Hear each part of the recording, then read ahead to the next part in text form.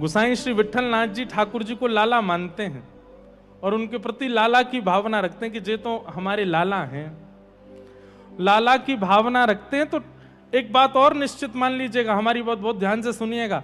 आपने ठाकुर जी से कही कि ठाकुर जी आप हमारे ये हैं, तो फिर आप एक समय में भूल सकते हैं, ठाकुर जी नहीं भूलते। ठाकुर जी उसी संबंध का निर्वहन करते हैं, याने मोकू लाला मानो। अब कभी कालांतर में अगर आपने ठाकुर जी को परमात्मा मान भी लिया तो ठाकुर जी फिर भी आपके लाला ही रहेंगे। वो यूं कहेंगे तुम परमात्मा मान रहे हो पर तुमने माना तो लाला है, हम तो लाला जैसा ही व्यवहार करेंगे। दूध औटा के लेके आए हैं, सुंदर ठाकुर जी को भोग पधरा रहे हैं। जैसे पर्दा कियो कपाट लगाए हैं तो ठाकुर जी आके गोद में बैठ गए गोसाई जी के, और ठाकुर जी कहने लगे तातो है ने ठंडो करके पिवाए दो। तो गोसाई जी एक पात्र में लेकर के और दूध ठंडा करके ठाकुर जी को पिवा रहे हैं। जैसे एक छोटा बालक लीला करे वैसी लीला कर रहे हैं ठाकुर जी। क्यों? क्योंकि गोसाई जी की भावना लाला की है। जैसे दुग्ध पान कराने लगे तो ठाकुर जी ने मोह बना लियो। गोसाई जी बोले जय जय कहा भय हो? बोले या में मिश्री ने कम पड़ी है, खाण ने कम है, मीठो कम है, या ने और मीठो करके लाओ। गोसाई जी बोले अच्छा जय जय अब ही जाऊं ने विराजो। ठाकुर जी फिर से अपनी स्थान पर विराजमान हो गए, भीतर गए, नेक और माँ में मिश्री सिद्ध करके लाए। आए जैसे ही ठाकुर जी फिर से आके सहज है के गोदी में बैठ के बोले अब पिवाए दो। जैसे ही पिवाने लगे तो ठाकुर जी ने फिर मोह बनाया। गोसाई जी बोले अब कहा भय हो? बोले अब मिश्री ज्यादा है गई है, मेरे होठ चिपक रहे हैं।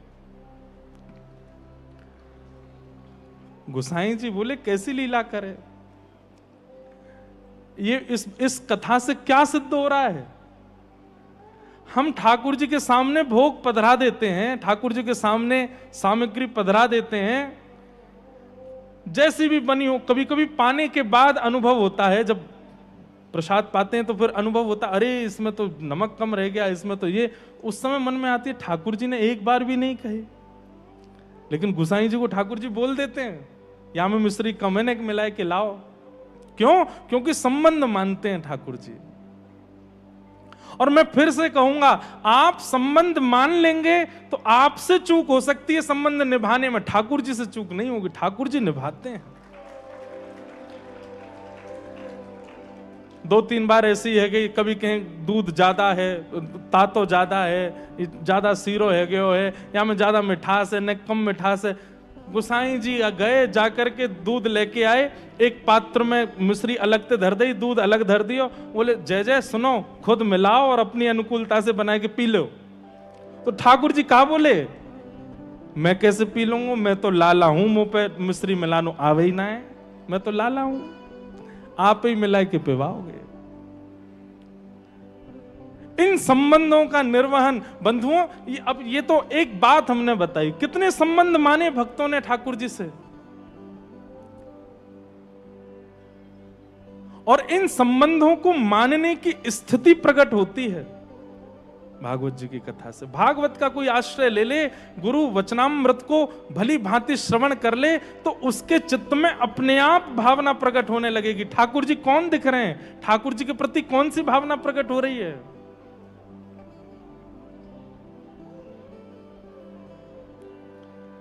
वैद्यम वास्तवमत्र वस्तु शिवदम, कैसा संबंध? कल्याणकारी। तापत्रयोन्मूलनम, तापत्रयोन्मूलनम, तापों का उन्मूलन हो जाता है। ठाकुर जी से संबंध है जाएगा तो ताप का उन्मूलन होगा ही होगा। ठाकुर जी जब अपने है जाएंगे, अब संसार में एक व्यवहार है कि बड़े लोगों से संबंध बना के रखो, नेता राजनेता हो या और बड़े लोग हों, उनसे संबंध बना के रखो। क्यों भैया? कहीं विषम परिस्थिति आएगी तो ये हमारे सहायक बनेंगे। बड़े लोगों से संबंध हम इसलिए बनाते हैं, विषम परिस्थिति में हमारी सहायता करेंगे। ठाकुर जी से संबंध बन गया तो विषम परिस्थिति में ठाकुर जी सहायता नहीं करेंगे? निश्चित करेंगे। ठाकुर जी सहायक बनते, लेकिन आपकी स्थिति कैसी हो जाएगी?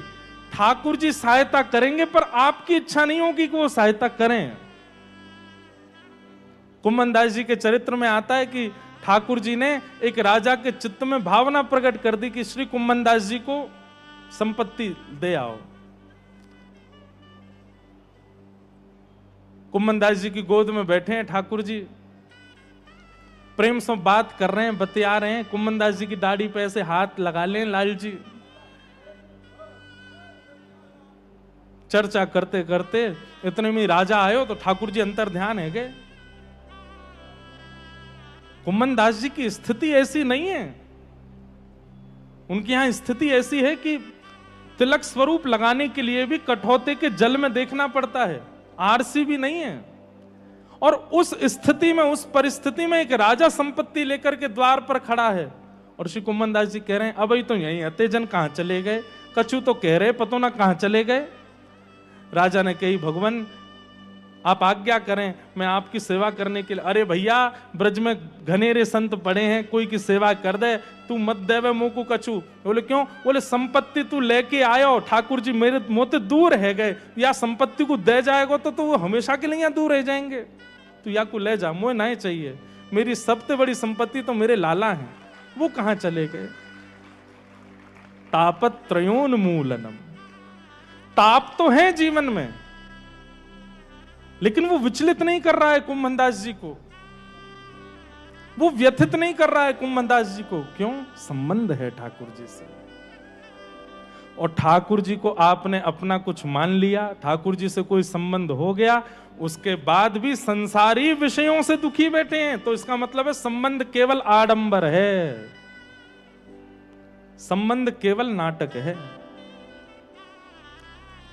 मीराबाई के जीवन में कितनी विपरीतताएं प्रकट कर दी सबने, लेकिन मीराबाई कभी हताश नहीं हुई, कभी उदास नहीं हुई। गोस्वामी तुलसीदास जी के जीवन में कितनी विपरीतताएं आई, पर गोस्वामी जी कभी विचलित नहीं हुए, क्योंकि संबंध है ठाकुर जी से। और संबंध जब ठाकुर जी से हो जाता है तो उस संबंध के सुख के आगे, उस आनंद के आगे ये जितने भी ताप हैं, इनकी पीड़ा का अनुभव होता ही नहीं।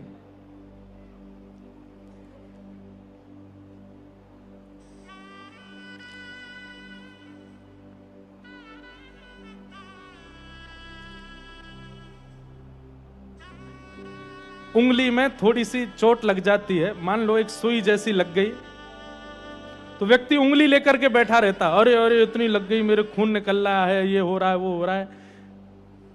संसारी व्यक्ति ऐसा ही होता है, वो छोटे छोटे जीवन में आने वाले तापों को भी लेकर के बैठा रहता है कि ये मेरे लग गई, लेकिन वो ये विचार क्यों नहीं करता कि उंगली में केवल एक सुई लगी है, बाकी का पूरा शरीर तो स्वस्थ है। एक उंगली में लगने वाली चोट इतनी व्यथित क्यों कर रही है, ये विचार करो, बाकी सब तो स्वस्थ हैं। ये स्थिति कब बनती है? भगवत आश्रितों के, भागवत आश्रितों की ऐसी स्थिति बन जाती है। वो पीड़ा को इस प्रकार देखते हैं, अरे ये पीड़ा है, बाकी सब जो अच्छा है उस पर दृष्टि डालो ना, वो सब तो ठीक है ना, इससे विचलित क्यों होना, इससे व्यथित क्यों होना। इसी को कहते हैं तापत्रयोन्मूलनम। सब प्रकार के ताप जीवन में आते हैं। आप ये मत सोचिएगा कि कथा वक्ता हैं या कोई श्रेष्ठ महापुरुष हैं तो जीवन में ताप नहीं है, ताप। पर जितनी विचलनता एक संसारी व्यक्ति को होती है, उतनी विचलनता हरिजनों को नहीं होती, उतने व्यथित वे नहीं होते।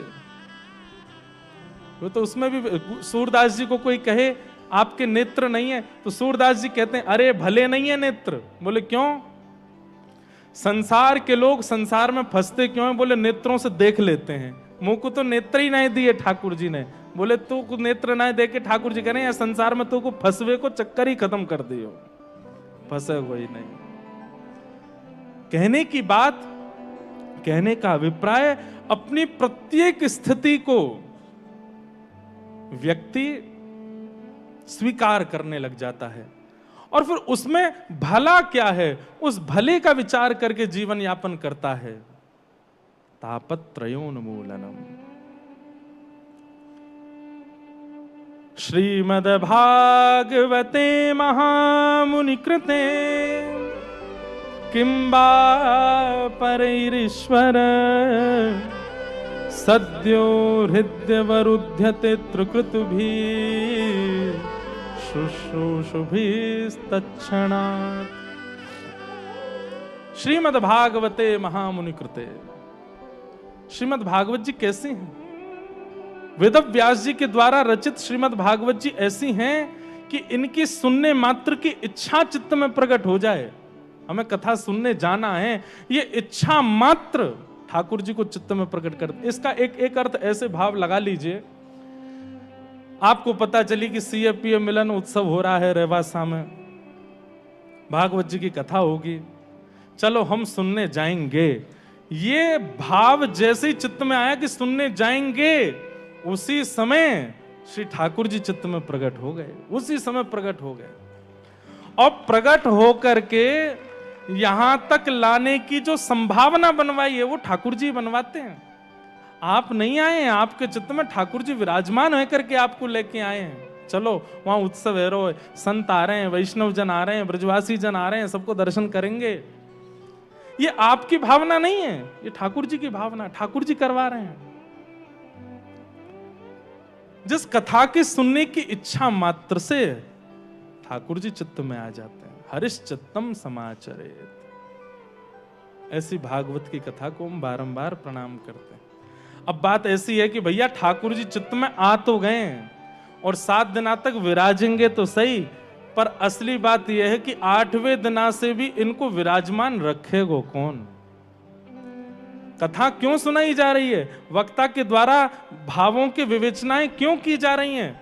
कि भाई ठाकुर जी चित्त में आ गए तुम्हारे, अब बस ये विराजमान रहें, ये सदा विराजे रहें, इसकी कामना आपको करनी है, इसकी योजनाएं आपको बनानी है, इसकी परिकल्पना आपको करनी है। निगम कल्प तरोर गलितम फलम सुख मुखादमृत द्रव संयुतम पिबत भागवतम रसमालयम मुहुर्हो रसिका भुवि भावुका। वेद रूपी कल्प वृक्ष का पका हुआ फल है श्रीमद् भागवत। गलितम फलम, पका हुआ फल मतलब सेवनीय है, तुरंत सेवन करने योग्य है। और सुख मुखाद अमृत द्रव संयुतम, श्री शुकाचार्य जी के मुख लग जाने से अमृत तुल्य हो गए हैं, अमृत समान हो गए हैं। एक प्रकार से इस श्लोक में भावना ऐसी है, भाव ऐसा है चित्त का कि वक्ताओं को संकेत किया जा रहा है कि वक्ता को वक्तव्य देते समय श्री शुकाचार्य जी की तरह होना चाहिए, गुण सुखदेव जी जैसे होने चाहिए, सुख जैसे होने चाहिए। सुख का गुण होता है वो वृक्ष पर बैठ करके मीठे फल को ही खोजता है और उसमें चोंच लगाता है। व्यास मंच एक वृक्ष है, इस वृक्ष पर बैठ करके अन्य भावनाएं चित्त में ना रखे। कौन कौन सी भावना? धनार्जन की भावना ना रखे, बहुत धन मिले ऐसी भावना ना रखे। इस वृक्ष पर बैठ करके बहुत लोग हमारे हो जाएं ये भावना भी ना रखे। आजकल की भाषा में कहें तो फॉलोअर्स हो जाएं ये भावना भी ना रखे। यहां बैठकर के श्री शुकाचार्य जी की तरह विचार करे क्या कि ये वृक्ष है और इस वृक्ष पर अनेक योजनाएं हैं, पर हमें ध्यान क्या करना है कि इस वृक्ष पर सुंदर फल यानी कि भागवत जी हैं और उनमें सुंदर सुंदर जो बिंदु हैं उन बिंदुओं को स्वयं रसयुक्त करना है, स्वयं को लेना है, स्वयं ग्रहण करके आनंदित होना है और जितने सामने बैठे हैं सबको पवा करके आनंदित करना है।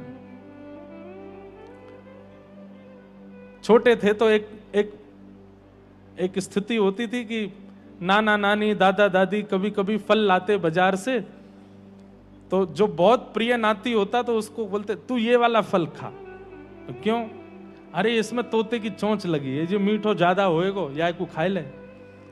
तो भावना आती क्यों? बोले तोते की चोंच लगने से फल मीठा हो जाता है। या फिर ऐसी भावना रखो कि तोता चोंच ही वही मारता है जो फल मीठा हो। दोनों बात है। लेकिन तोता जब चोंच लगाता है और चोंच लगाते ही चोंच बाहर करता है तो स्वयं तो रस लेता भी है पर दूसरों को भी रस आस्वादन करा देता है। वक्ता आम के वृक्ष पर कबूतर भी बैठता पर आम नहीं खाता, भोजन ढूंढता वहीं से। आम के वृक्ष पर चील भी बैठती है लेकिन आम नहीं खाती। लेकिन उसी आम के वृक्ष पर अगर कोई तोता पहुंच जाए,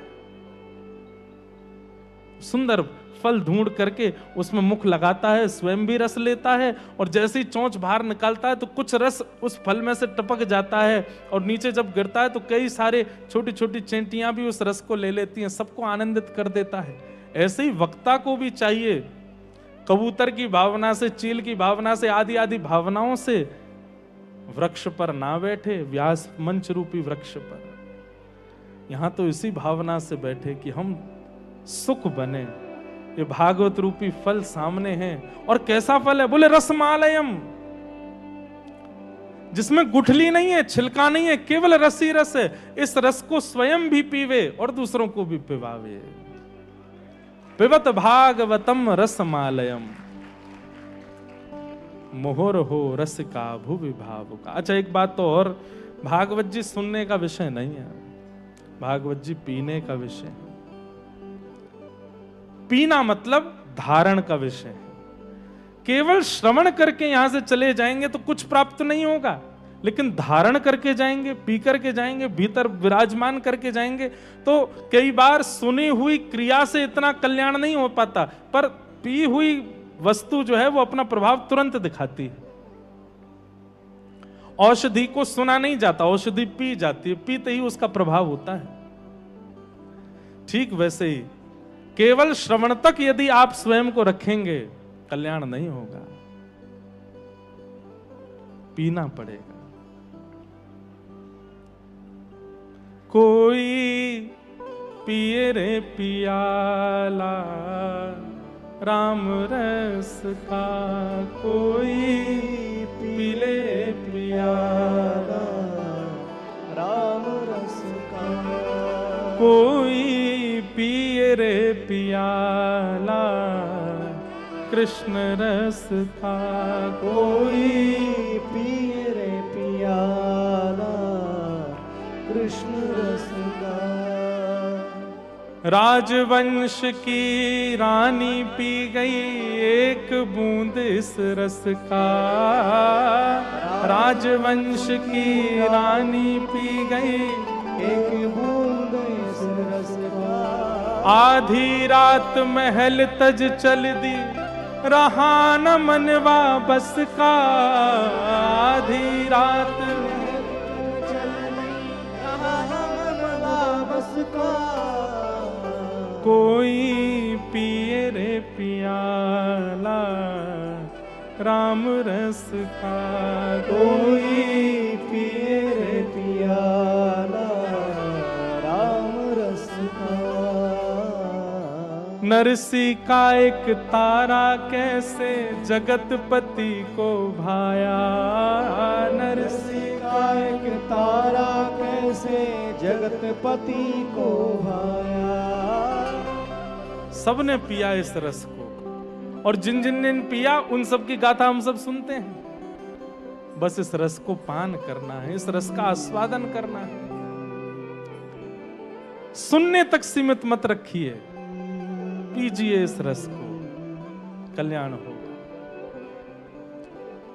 कोई पिए रे पियाला राम रस का, कोई पिए रे पियाला राम रस का।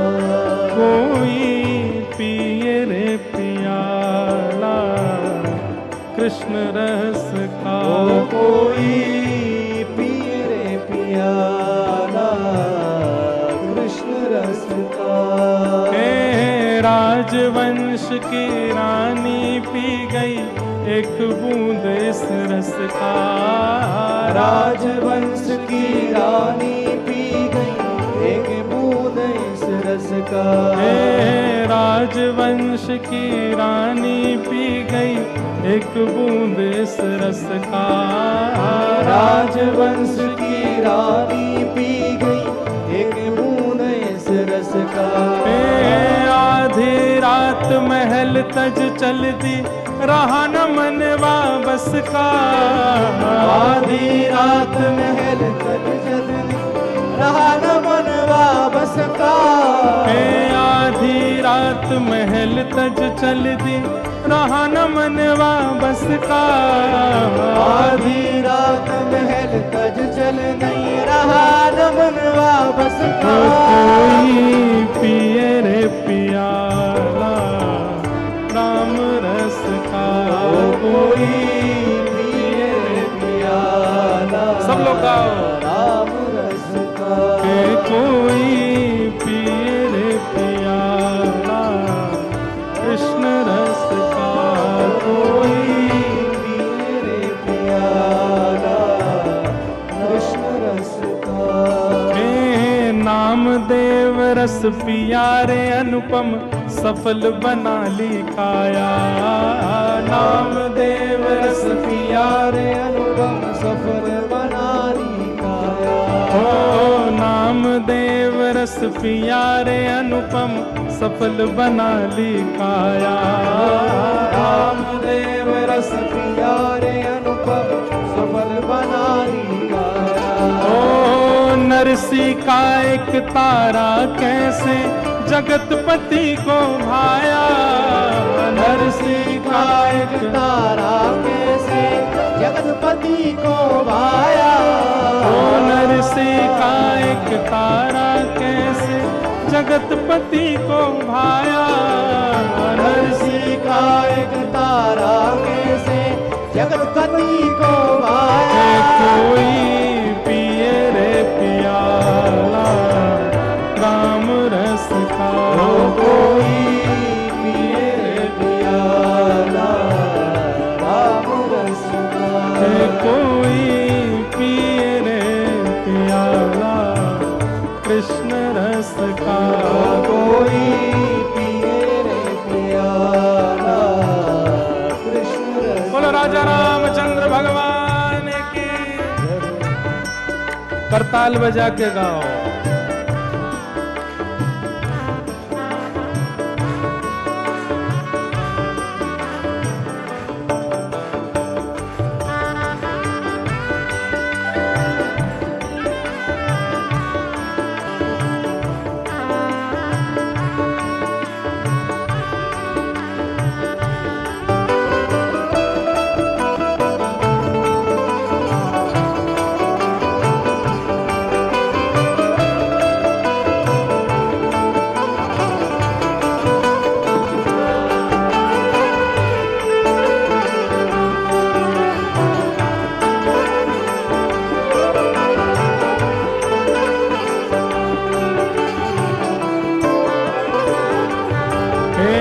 ऐसा पी गए संत कबीरा, मन हरि पाछे डोले। ऐसा पी गए संत कबीरा, मन हरि पाछे डोले। ऐसा पी गए संत कबीरा, मन हरि पाछे डोले। ऐसा पी गए संत कबीरा, मन हरि पाछे डोले। कृष्ण कृष्ण जय कृष्ण कृष्ण यहाँ नस नस पार्थ की बोले। कृष्ण कृष्ण जय कृष्ण कृष्ण यहाँ नस नस पार्थ की बोले। कृष्ण कृष्ण जय कृष्ण कृष्ण यहाँ नस नस पार्थ की बोले। कृष्ण कृष्ण जय कृष्ण कृष्ण यहाँ नस नस पार्थ की बोले। कोई पिए रे पियाला कृष्ण रस का। कोई पिए रे पियाला कृष्ण रस का। कोई पिए रे पियाला राम रस का। कोई पिए रे पियाला कृष्ण रस का। कोई पिए रे पियाला कृष्ण रस का। कोई पिए रे पियाला